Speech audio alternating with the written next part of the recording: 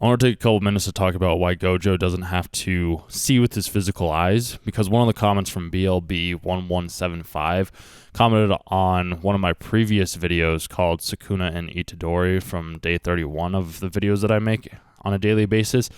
He said, in Jujutsu Kaisen, Gojo represents a balance of good and bad. He masters the energy of 6 chakras, with his third eye always open, so he doesn't need physical eyes. The 6th chakra associated with the color purple. And you guys can go check out his comment right here on pause the video to read the whole comment. Very insightful, incredibly useful. I wouldn't have understood this a couple months ago. Seeing it now, like I get it, so it may or may not make sense to all of us right now. The thing that I want to talk about was like having the third eye always open, because this is a meditation technique that I've been doing as of late, and I highly recommend you do the same thing, or at least try it.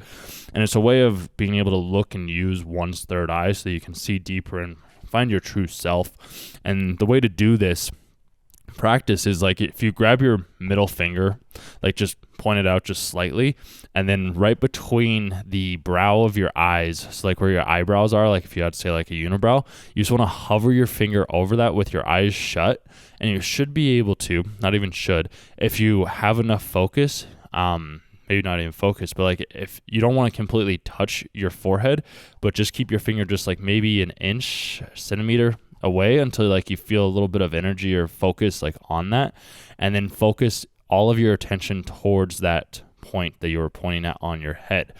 There will be a feeling that you'll feel. It may be different for everybody. I do it all the time now where I don't even have to use my finger and I can just kind of direct my energy up there and I can start seeing it naturally.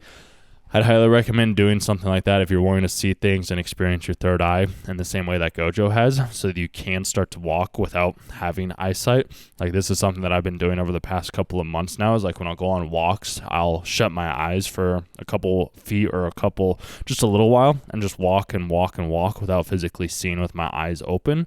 And then I'll reopen my eyes and see where I'm at, because I'm using my third eye and my intuition to be able to follow the path that I want to do. And that's something that Gojo has been able to do throughout the whole series of Jujutsu Kaisen, as he uses outside senses to help him see clearly with his non-traditional vision. And we all have this same skill, we all have the same trait. Otherwise, Gege wouldn't have been able to create Gojo in the way that he did, because everything does exist and there's symbolism in every movie, every show, every concept, or anything that we watch and or listen to. It's a matter of, are we willing to look into it that deeply or look at it and see it from that perspective? Because I don't think everybody is wanting to see it from the same angle. I actually know that not everybody's wanting to see it from the same angle, and I thought my audio just died for a quick second, so do apologize for that. But once we're able to look and see the world from a different point of view, our mind will never regain its original dimensions. And I have a quote of this in my bathroom where it's just like, once the mind has adopted a new idea, it never goes back to its original form. I believe it's by Oliver Wilde, if I'm not mistaken. So this is where I'm saying, like, just experiment with it a little bit. The way that I typically am able to look through my third eye and use my third eye is I'll say go on a hike, or I'll go on a run, or maybe it'll be at the end of the day or something like that. And I'll just focus all my attention like on that said point within my like forehead between my brows to be able to open my third eye, because like it's all about chakras. And that's why I liked how BLB1175's comment was. I don't know a whole lot about like throat about chakras or anything like that, but he's like, within season 2, which if you guys haven't watched season 2, maybe skip this part, but it's just like when Gojo learns the red technique, a reversal curse technique superior to the previous one, if this is challenging to understand, remember that the red chakra is linked with the lower chakra. That's also why it's way easier for a curse to use reversal than a human. It involves a lower chakra, which is very insightful to see. And that's why when we think about how he was defeated in season 2, I guess I should say. That's why I can't think of his name right now off the top of my head, and do apologize, I should have pulled that up.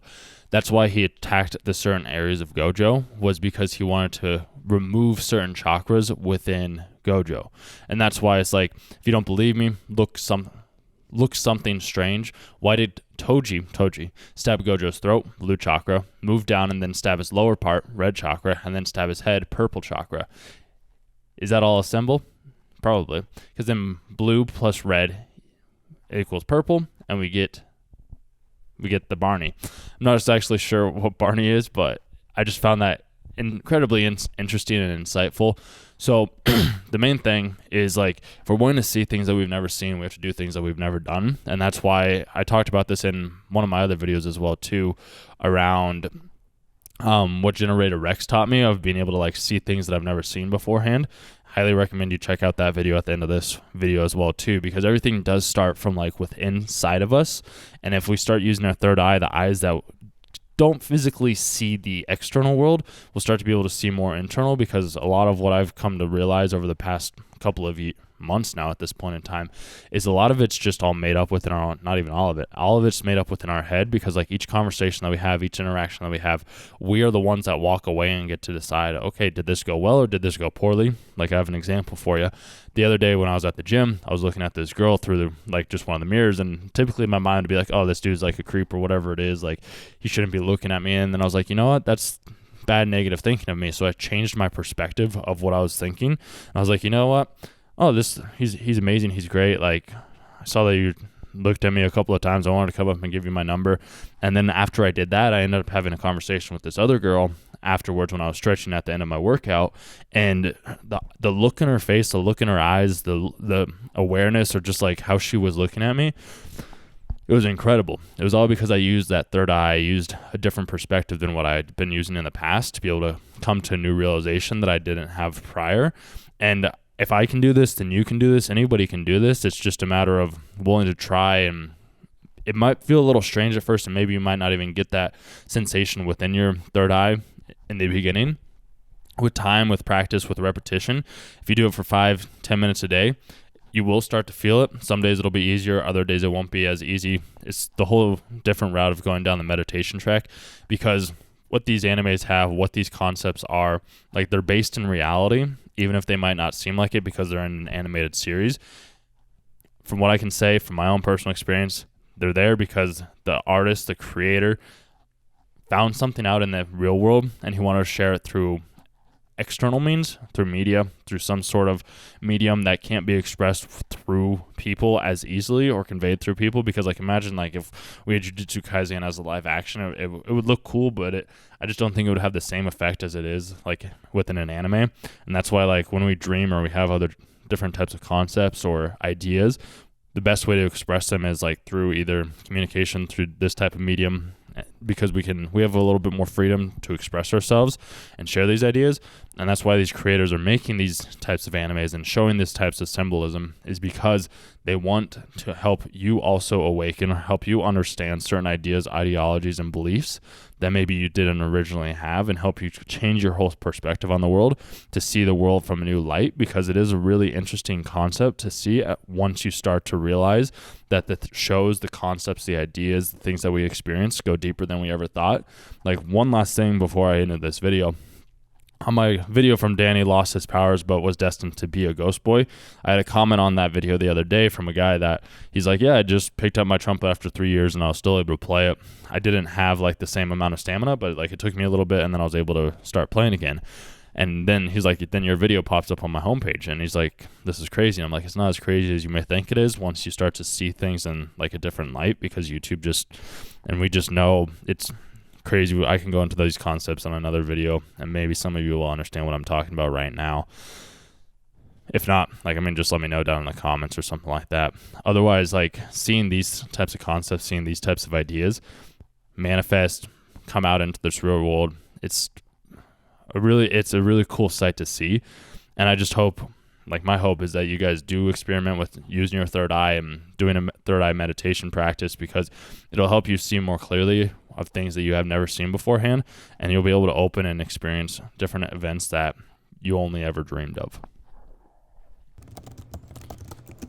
Awesome. Let me know what you guys think about this video. I'm happy to keep including other people's comments in my videos in the future, because you guys are very insightful, and I think the best thing that a person can do is share other people's ideas along with my own and combine them to create something that wasn't able to be created beforehand, because I didn't even know.